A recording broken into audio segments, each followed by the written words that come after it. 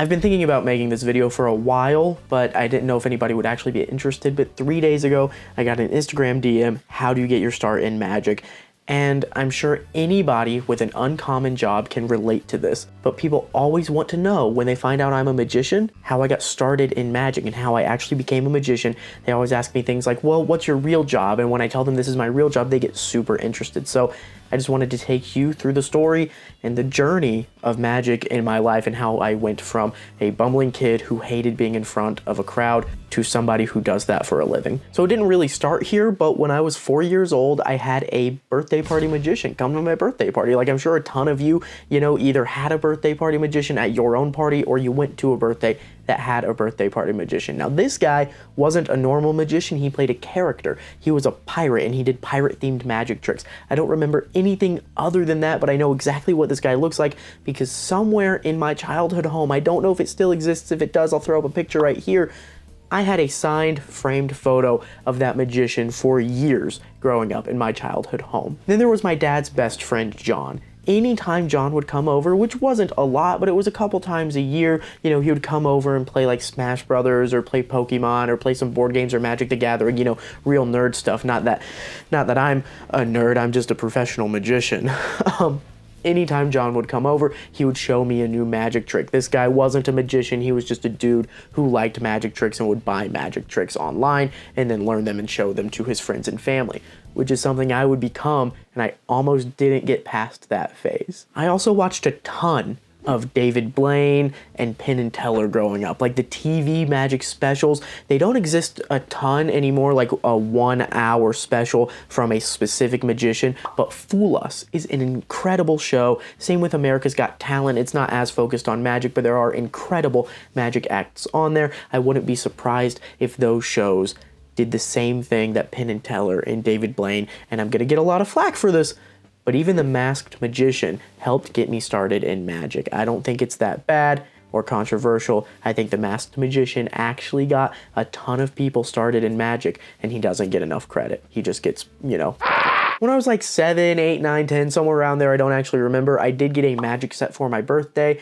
I didn't really do anything with it. I wasn't a kid who wanted to practice anything. The only thing I ever really practiced was drumming, and that's only because I was kind of good at it naturally, but I didn't want to practice the magic. It was hard. I saw the magic tricks that were made of plastic, and I'm like, what do you mean they don't just work? I have to work for them? No, this is a magic set. It should do the magic for me. But that's not how it works, so I just put it away in the back of my closet, and I don't know if it still lives there today or if it got trashed, but either way, I got a magic set for one of my birthdays early on and didn't really do anything with it. Many years later, and I'm talking many years later, I'm going from like 8, 9, 10 to junior year in high school, so I would have been 16 at this time. That's really when I got into magic. Now, I was in the drama department in school, not like the drama class. I was in band class. Remember I mentioned the drumming? Come on, we can stay with the story. But I was in drama class and I didn't perform. I was really shy. I didn't really talk to people who weren't like immediately in my classes or talk to me or like I had to for a project or an assignment or anything. Which, side note, a lot of lonely kids get really into a hobby.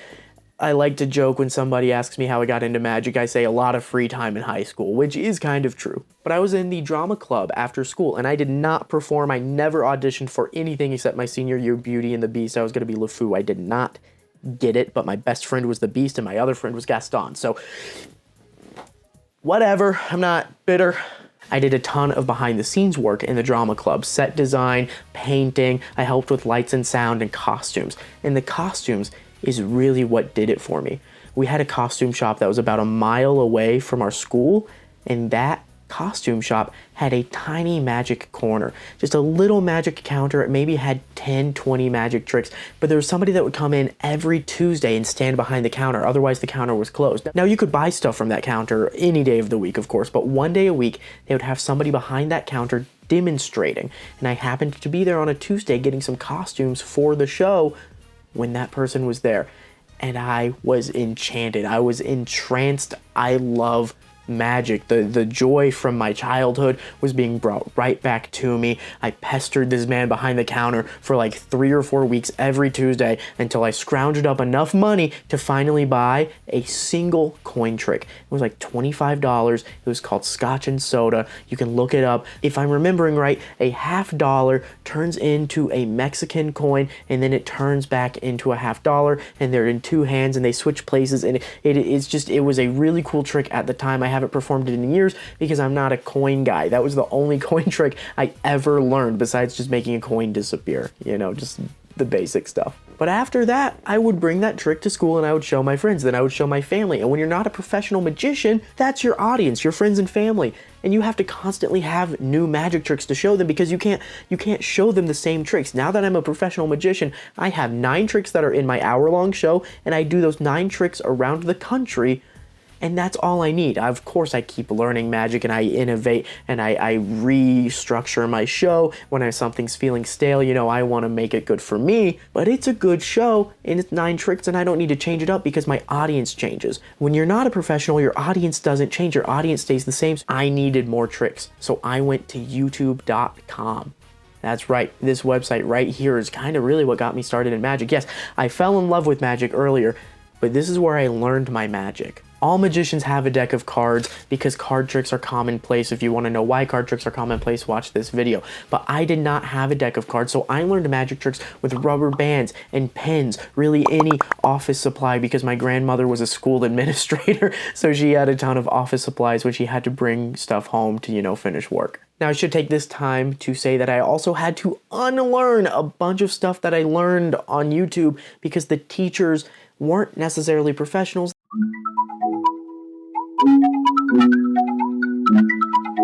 They were just kids making videos on how to do easy magic tricks. Now, you can learn amazing things on YouTube, but the videos I learned, I eventually had to unlearn that technique because it was bad technique. If you want to learn really good magic from a professional, join my channel membership. I've got some really cool tutorials on there. Or if you want to focus more on like specifically cards or mind reading or like a specific area of magic, even office supply magic, check out my store. And if you don't want to spend any money, it is completely free to subscribe to this channel. I'm trying to get a plaque for this wall back here. And let's just go back into my story. I just wanted to mention that. Anyway, I learned a ton of magic tricks. I showed my friends at school. I showed my family at home. I'm actually the reason in my school playing cards eventually got banned in the official school handbook because I was showing people in classes. I was showing them at lunch, which we really should be able to do whatever we want in lunch, but whatever, that's another fight for another day. Either way, I did get playing cards banned at my school. I was that kid. There was a rule because of me. And yes, I did eventually secure myself that deck of cards. I was becoming a real magician, a real hobbyist magician, like I mentioned earlier, like my dad's friend John. I would learn new tricks and I would show my friends, I would show my family because my audience stayed the same. I didn't have a rotating audience. And then I went to college. There were new people. I could bring out my old favorites. I could walk around campus and show people magic tricks. Magic was giving me confidence. I couldn't give a book report in high school. I would tear up if I had to stand in front of the class of people that I knew from my small town that I went to elementary school with all the way through high school. We all knew each other and I would tear up if I had to stand in front of them and talk about The Great Gatsby. But now I'm doing magic tricks for complete strangers at college in a completely different state than I grew up. I'm in a new town, a new location. I live in a dorm. I don't know anybody, but I'm out there doing magic tricks for people. I accidentally discovered magic as a hobby, and I even accidentally became a magician as a career. But how did it jump from hobby to career? Well, let's go into that a little bit. Eventually, myself and my at the time girlfriend broke up.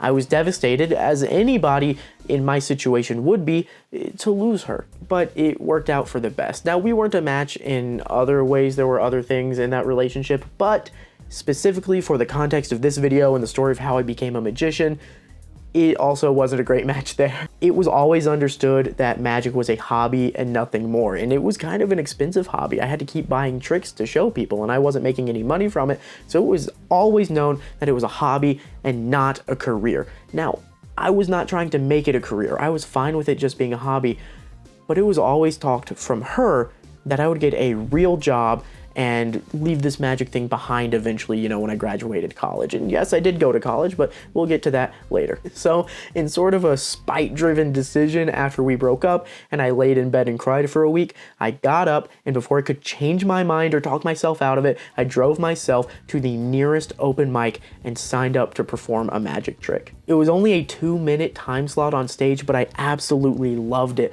I loved the applause I got. I loved the laughter. I loved bringing joy to people and showing a skill I was good at on stage in front of an audience. I had never felt that thrill, that rush before, and then I chased that high after that.